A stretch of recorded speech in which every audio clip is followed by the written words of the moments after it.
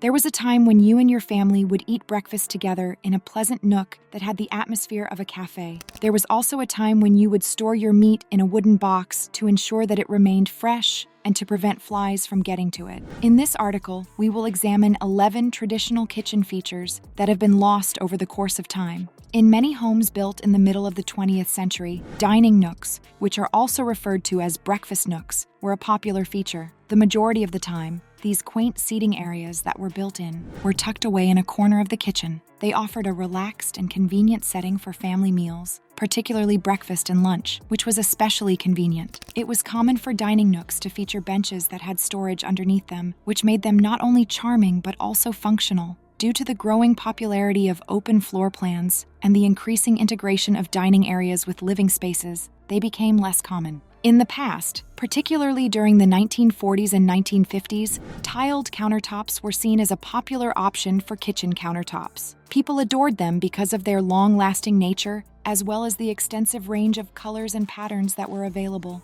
People appreciated how smooth and long-lasting the tiles were, even though they made it easier to maintain the kitchen. On the other hand, the grout that was in between the tiles was difficult to clean and frequently became dirty. Because they were simpler to maintain, smoother surfaces, such as laminate and solid surfaces, gained popularity over the course of time. As the 1980s progressed, tiled countertops began to become less common in contemporary kitchen areas. During the middle of the 20th century, linoleum flooring was a popular option for kitchens for flooring. The fact that it was constructed from natural materials such as linseed oil, cork dust, and wood flour earned it a reputation for being long-lasting and simple to clean.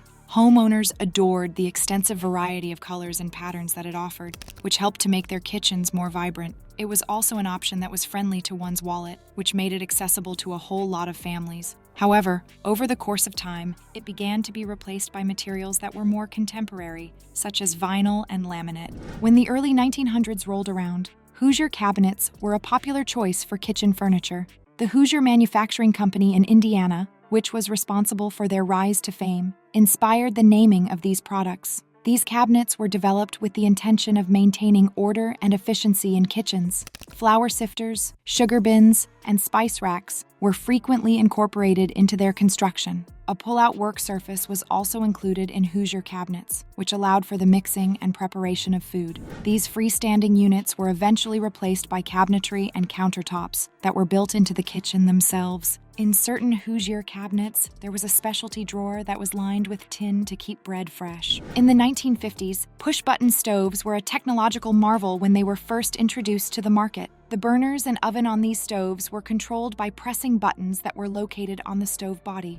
This was a significant departure from the knobs and dials that were used in the past. There was a promise that push-button stoves would make the kitchen appear cleaner and more structured. During the middle of the 20th century, they were frequently seen in the designs of futuristic kitchens. On the other hand, as technology progressed, they were eventually replaced by controls that were more effective and pleasant to use. There were even some of these stoves that had built-in timers that would turn off the oven automatically, making cooking both safer and more convenient. There was a time when pull-down ironing boards were a common place to find them in many kitchens and laundry rooms. When not in use, these boards could be neatly tucked away and pulled down when necessary. They were built into the wall and could be pulled down when necessary. The design of this ironing board helped save space and made the process more convenient for busy housewives. It was during the middle of the 20th century, when homes were being designed with efficiency in mind, that they became particularly popular. Over the course of time, the demand for pull-down ironing boards significantly decreased as the prevalence of electric irons and separate laundry rooms increased. In modern times, you might still come across them in older homes or as a nostalgic element in kitchen designs that are reminiscent of the past. In the past, the can opener that was mounted on the wall was a fairly common sight in many kitchens. These convenient devices were fastened to the wall, which made it simple to open cans without taking up any space on the counter. These items were a necessity for households that were constantly on the go from the 1950s to the 1970s. For the purpose of saving time during meal preparation, the design allowed for quick and easy access. Can openers that were powered by electricity and those that were portable eventually took their place. As kitchen designs progressed, there was less of a demand for appliances that were mounted on the wall. Wall-mounted can openers from the past are now highly collectible items that can frequently be discovered in antique shops. At one time, flour sifters that were built into the kitchen were a common fixture in many kitchens, particularly in the early 20th century. The majority of the time, these sifters were built into kitchen cabinets, which made it simple for home bakers to sift flour directly into mixing bowls.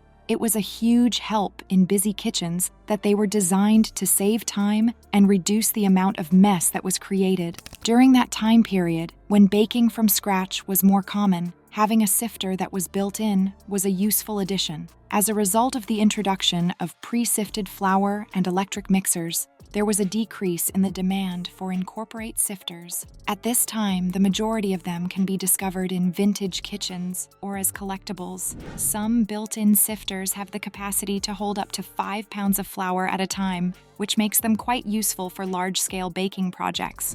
Prior to the invention of refrigerators, a meat safe was a common appliance found in kitchens. Its primary function was to maintain the freshness of meat and other foods that were susceptible to spoilage. These safes were constructed out of wood or metal, and they featured mesh or perforated panels that allowed air to circulate while preventing insects from entering. It was common practice to position them in cool, shady areas of the kitchen or pantry in order to make the most of their effectiveness. The meat safes were effective because they prevented the food from going bad, while also allowing airflow to prevent the accumulation of moisture. The use of meat safes in kitchens gradually decreased as refrigeration technology advanced and became more widely available. One of the most typical elements found in many older kitchens was the rolling pin drawer. The rolling pin was intended to be stored in this unique drawer so that it would be easily accessible for use in baking tasks. It frequently had a curved shape in order to provide a perfect fit for the rolling pin. If bakers had this drawer, it would have been much simpler for them to quickly retrieve their rolling pin without having to search through other utensils. In the course of the evolution of kitchen designs, these specialized drawers became less common. Versatile storage solutions that are able to hold a variety of items are extremely popular in contemporary kitchens. Antique kitchen cabinets that have rolling pin drawers are now considered collectibles and are valued for their adorable appearance as well as their practicality. In the past, central vacuum cleaners were regarded as a contemporary luxury in residential settings. The walls were constructed to accommodate these systems, and each room featured outlets that allowed a hose to be attached to it so that it could be used to vacuum the floors. The 1950s and 1960s saw a surge in popularity for these items, which had been invented in the early 20th century. It was the fact that they were more powerful and less noisy than standard vacuum cleaners that made them popular among homeowners. Central vacuum systems, on the other hand, were not only costly to install, but also required maintenance from a trained professional. It was around this time that central vacuum systems began to become obsolete as portable vacuum cleaners became more powerful and more affordable. Early central vacuum systems collected dust through the use of a water-based method, which contributed to a reduction in the amount of allergens that were present in the air. The question now is, what other aspects of the old kitchen do you recall? In the comments section below, please share with us your most treasured kitchen memory.